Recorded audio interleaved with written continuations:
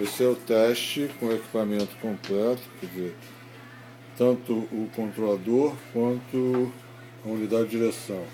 Repara que nós demos um jeito para prender o cabo naquele terminal que está danificado. Pode começar.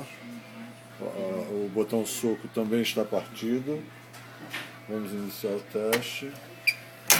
Ligando ele.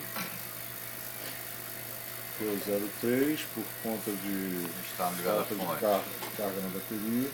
Está ligado à fonte. Vou ligar na bateria agora. Liga na bateria.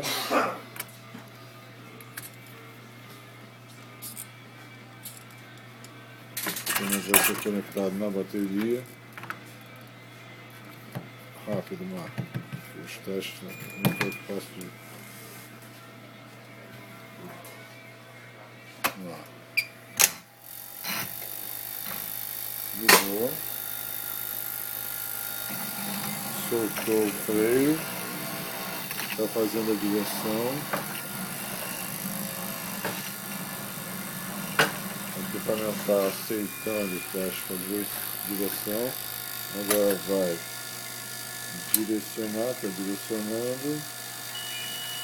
Foi para um lado. Reverter.